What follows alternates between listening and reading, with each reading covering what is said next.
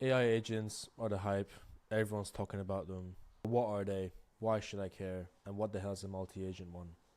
So an AI agent, put simply, is an LLM that has access to tools.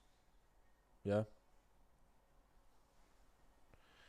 Now, what we had before was just LLMs. So input, output. But these agentic workflows arose because we introduced tools, or what we call function calling. Yeah? And then from there, we had a situation where Anthropic, a good group of people from Anthropic released something called the Model Context Protocol. And this changed the game. Why? Because this allowed you to create a standard for creating data connectors to your LLM. Okay, so this could include stuff like Google Drive, MCP. This could include like Zapier, MCP, or your SoundCloud, MCP. Like, doesn't matter. It could be anything. Anything that has some sort of REST API, yeah, that you could use to extract information or write information to, can be wrapped into an MCP server, which really under the hood is a set of tools. Okay, and those set of tools are then used by the LLM to produce your output, right? But your output is now much more accurate, right? Much more relevant to the user's query, because now it's fetched that context, right? So that's what agents are about, right? This idea of an LLM being able to call whatever tools. And the beauty of this is as well that the LLM can kind of decide what tool is relevant at what time, right? So for example, you can call tool 1, 8 times, right? And it can call tool 2 times, or maybe just 1 time, right? It doesn't matter how many times it calls it. The idea is that it's agentic in nature. It's not a prompt, which is just once and then once out. The input comes in, LLM reasons about the input, goes, okay, what tool can I use? Okay, I use tool 1. Uses tool 1. Comes back, okay, what can I do now? Do I have enough to produce an output? Maybe not. Let me try tool 2. Okay, done tool 2. Actually, I should go back to tool 1 again. So this workflow is agentic. This opens up a whole bunch of opportunities, because you can create like employees, right, as agents, right? You can create like a SQL agent, or like a database, a DBA agent, right? Or a marketing agent, or a coding agent, as a lot of you have seen with the likes of Cursor and Claude Code and such. These agentic workflows have become very powerful. They become very popular these days, and they're continuing to become more popular. And the next area of research that people are looking at is agent-to-agent communication.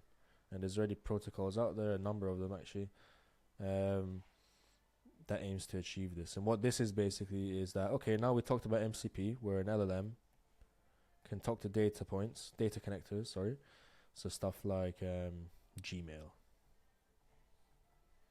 or Dropbox or a knowledge base. Yeah, cool. So that's our. But then we have another LLM which wants to talk to SQL, let's say, or has a thinking tool. How do we get these two to communicate? In a sense that we just declaratively just say, okay, LLM 1 talks to LLM 2, and there is a standard, just like MCP had a standard, of these two agents communicating with each other. So that's like the next phase. And here's where you get into stuff where it's like multi-agent orchestration. But, you can still do multi-agent orchestration without these complex protocols or these more advanced more cutting edge protocols, through just the idea of handing off, right? A handoff. And what is a handoff, right? Handoff is essentially just, it's basically run seal. It's basically what it says, right? It's you hand off responsibility to another agent. And excuse my handwriting. So agent 1 is doing some tasks. Once it's done, and it's reasoned that it's done this, so it knows that, okay, I'm done. And there's obviously some quantifiable criteria to determine this that you can set up as the engineer. Hand off to agent 2. But then how is this handoff done, right? How does that work? Well, again, that's a tool. Okay, so there is a tool called like handoff to X, and this tool simply has a description that says, once you have satisfied X, Y, and Z, call tool A. And the idea here is that tool A is your agent 2. Okay, so it'd be like an agent as a tool. So you can easily have a situation where you have a triage agent, which is like an orchestrator,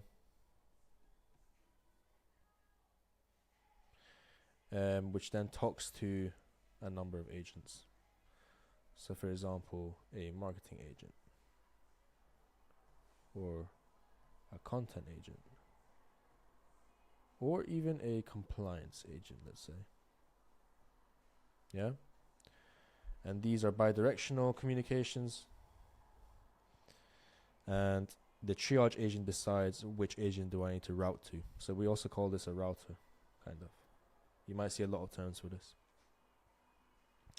And then handoffs are this is how multi-agent orchestration works, where those handoffs, which are tools, the triage agent has access to. So handoff, handoff, handoff. He knows, okay, do I hand off to marketing, or do I hand off to content, or do I hand off to compliance, right?